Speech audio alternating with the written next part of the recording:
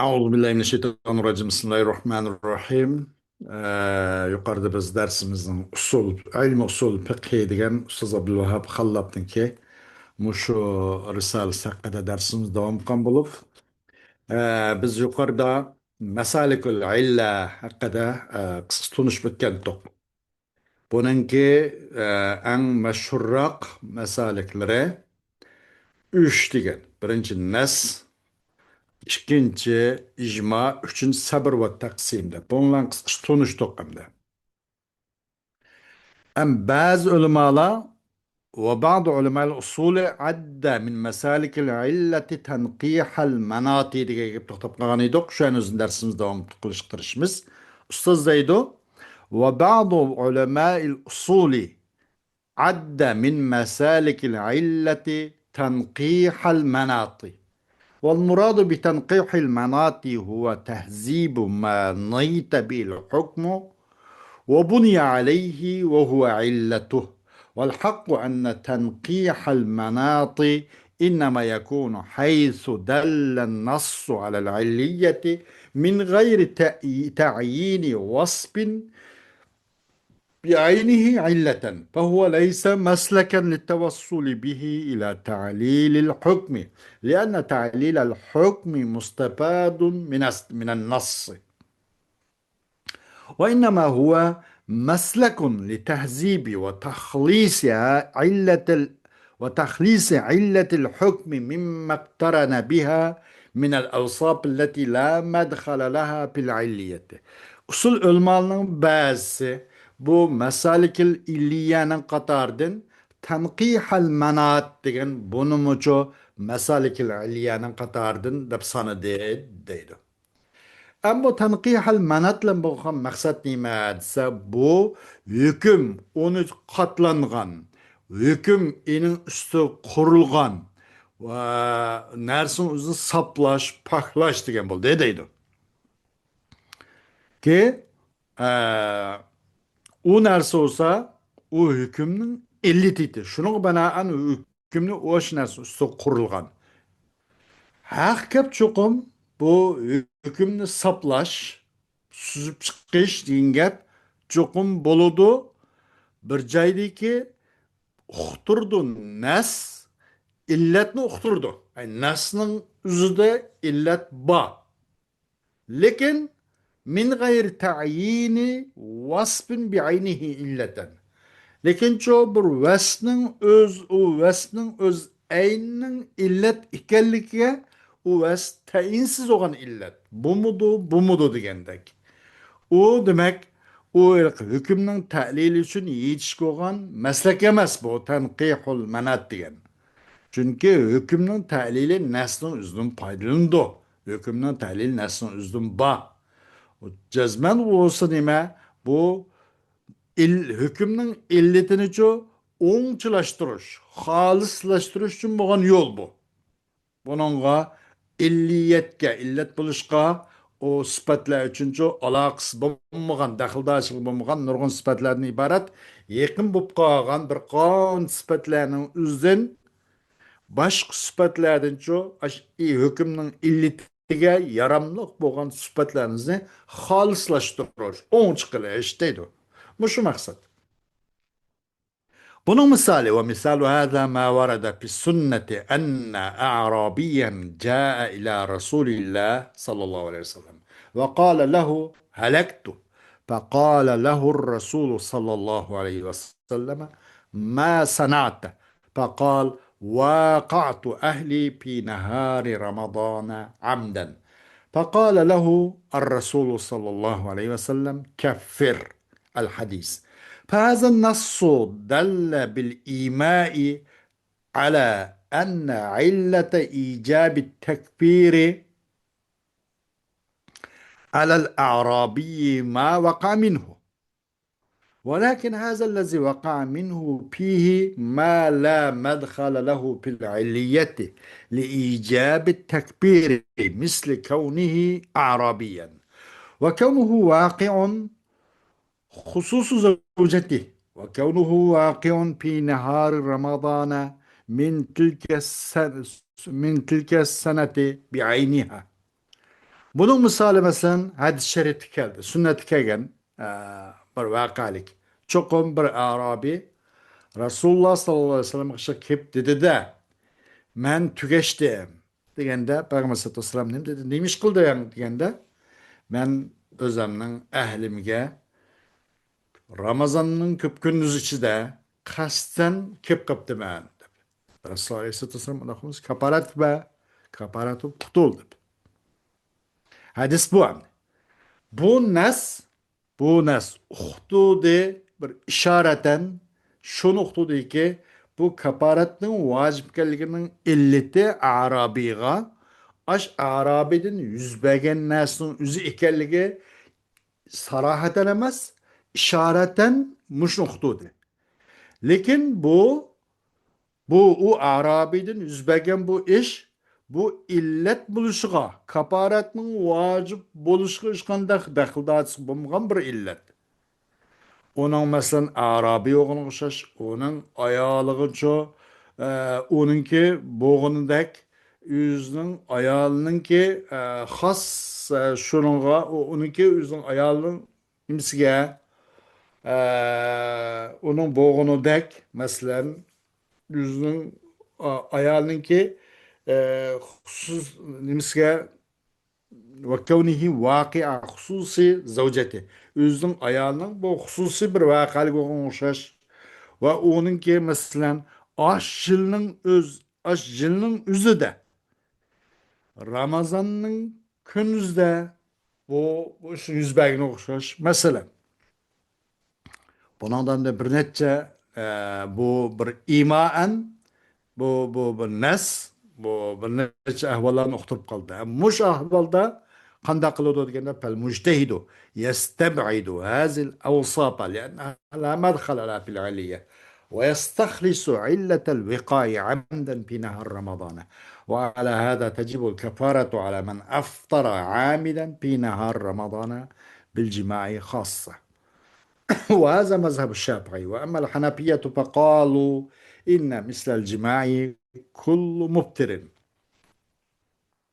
وهذه المماثلة تفهم بالتبادر فتجب الكفارة على كل من أفطر عمدا في نهار رمضان بجماع أو أكل أو شرب أو غيرها فيكون المناط لإيجاب الكفارة عندهم بعد تهذيبه المفسد للصوم عمدا فتهذيب العلة مما اقترن بها ومما لا مدخل له في العلية وهو تنقيح المناط. Mujtehid bu illet buluşu dahildası olmayan, tesir olmayan sıfatlarının hemen biraz uzaklaştırdı. Ve on çıkılıp dağılandığın keyin bir vakanın illetini, şu vakatu ve çüp kalışının, yüzünün ayağlığa ve bu kalışının muşun illetini yalğız kaldırdı. On çıkılıdı, halis kılıdı vakanın illetini. Kasten Ramazan'ın gündüzcü, kasten akıl hoş cayda unutup kalgan, mındaq emas, zorlangan emas, kasten halda vakanın illetini on çıkılıdı. Bunu binaen bu Ramazan'ın gündüzde kasten iptal kılayotgan adamның üzgümü ço kaparat vacip buludu. Buna binaen vacip bul kaparat Ramazan'nınki eynin gündüzde kasten iptal kılayotgan adamımızga kaparat vacip buludu. Cima bilen ço hassaten vacip buludu. Başka yemek işlerine onun dışında cima bilen başka çarak, on çarak vacip olur keparat.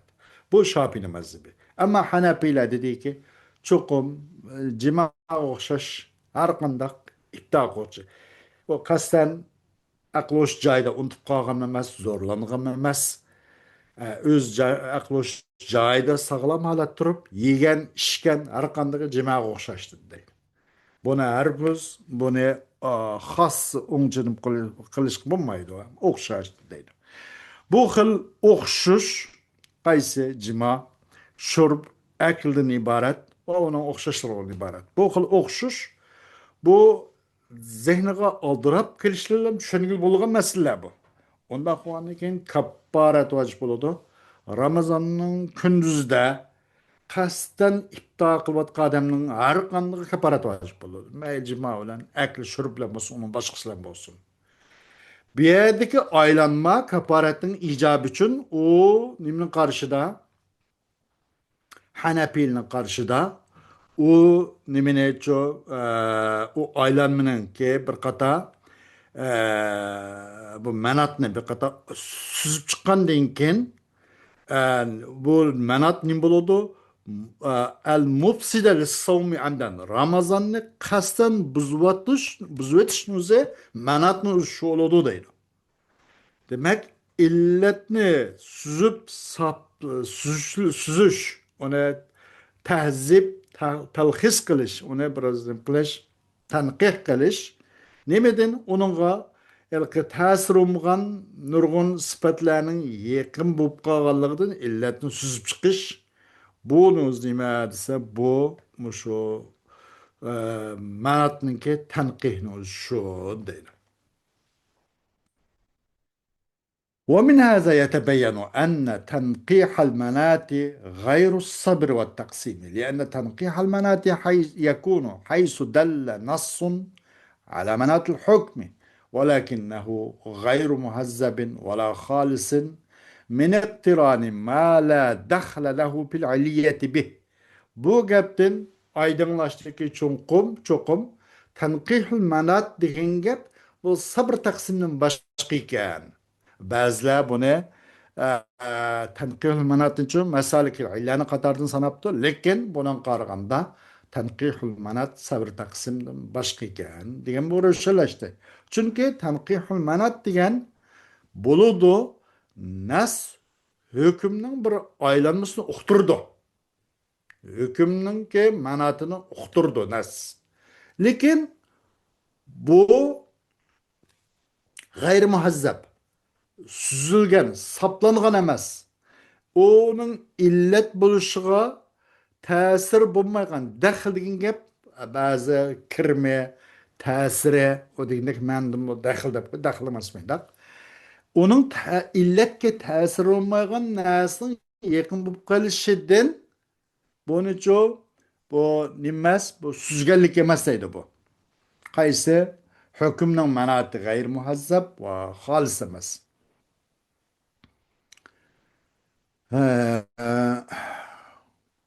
وأما الصبر والتقسيم فيكونان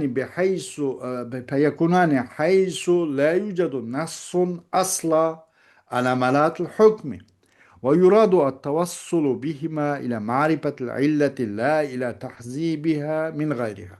أم sabır taksim kelsek bu yerde hükümninki aylanışıga, manatıga asla nas yok deydi. Hükümnin bu illetininki aylanması hakkında asla bir nas yok.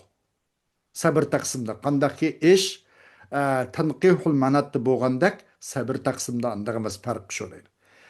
Maqsad qilindi bu ishkilar sabr taqsim bilan illatni tunishma yetish maqsad qilindi.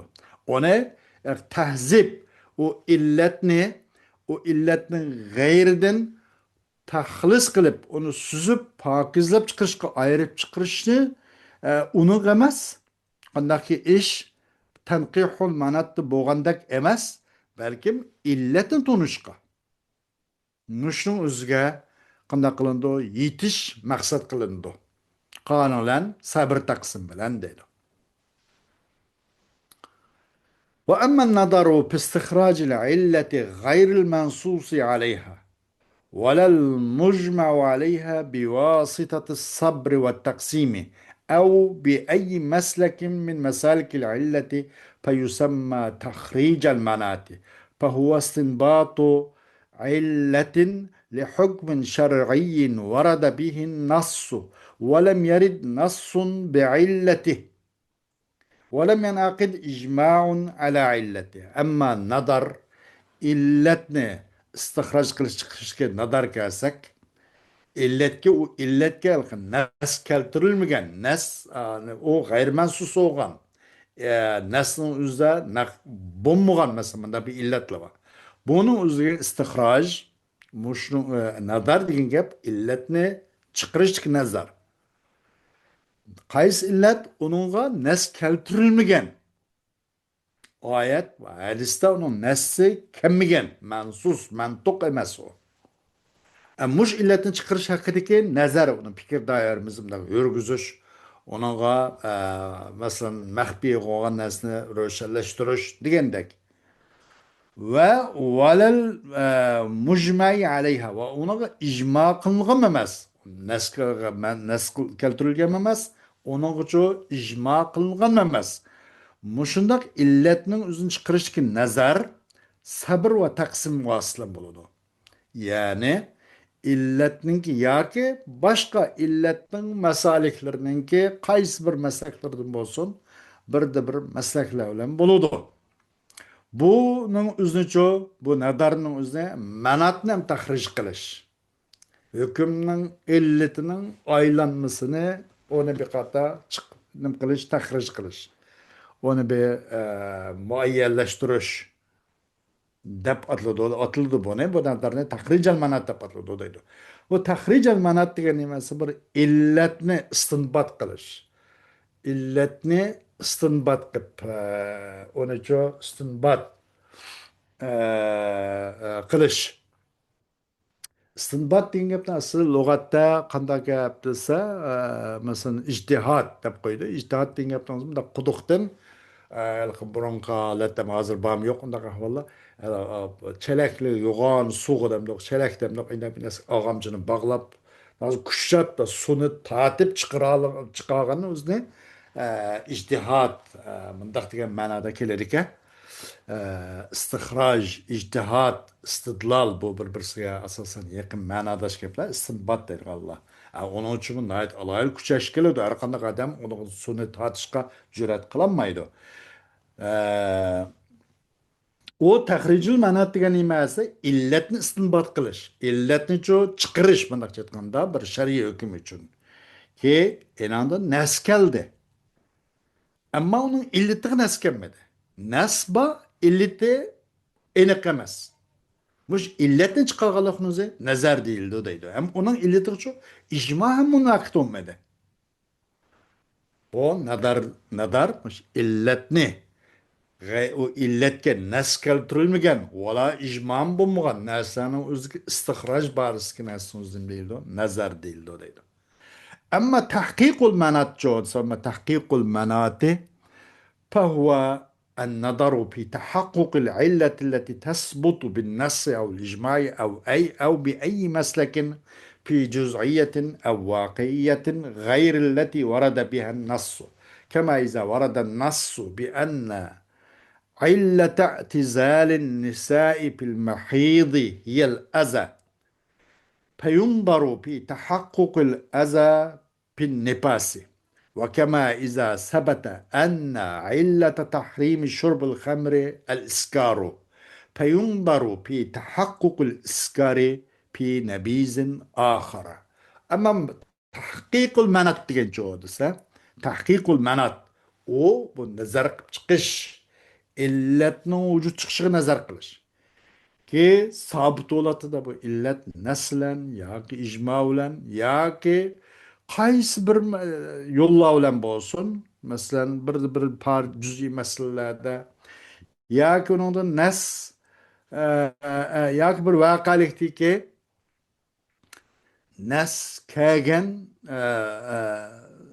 bir voqelikdagi nas kelgan voqelik emas, bir voqelikning o'zida masalan mushning o'zida illatning tahaqquqida tahqiq borsa nazar qilish tahqiq manat deyildi deydi. Qanday masalan qachon kelsa nas shuning kelsiga cho'qim ayollarning o'zidan mahiz holatda ayrilishning illati aza bo'lgan bo'lsa nazar qilindi, qarab chiqiladi, qariladi. Nega desa azaning mavjud ekanligi nifosdimi? Bu yangi tug'uqlik holatning o'zimi mushundan ayollardan uzoq bo'lish kerak ekan. Ta shu bir nima tahir bo'lgan qadar, pokiz bo'lgan qadar bulardan e, ayrılış nene uzak olmak lazım iken ma'lum muddat degenge nazar kılınadi o deydi. Va qandaqki chuqum sabit oldu. Şu sabit oldu ki araqning ichishiningki haram ekanligining illati iskar bo'lgan bo'lsa, nazar qilindi bu iskarninki vujudga chiqishidichu boshqa ba'zi sirklarning o'ziga nazar qilinadi deydi. Buni o'zi tahqiqul ma'not deb deydi. Xo'sh, darsimiz bu illat degan qiyosninki bu to'rt rukunning to'rtinchi so'g'an illat bu menda biroz gishmash chirmash ayti chalangmish masalaga qararkan Allohning fazl ihsoni inoyat bilan buningdan farq oldik. Alloh xolisa yana bir mavzu o'simi adillat shar'iyatilniki adillat shar'iyatil ahkamiyaning beshinchi so'g'an istehsonga keldik. İnşallah dersimizni eee keyinki vaqtlarda istehsondan boshlab ketamiz. Bugun mana shundan kifoyalanamiz. Va axiru davana alhamdulillahi robbil alamin.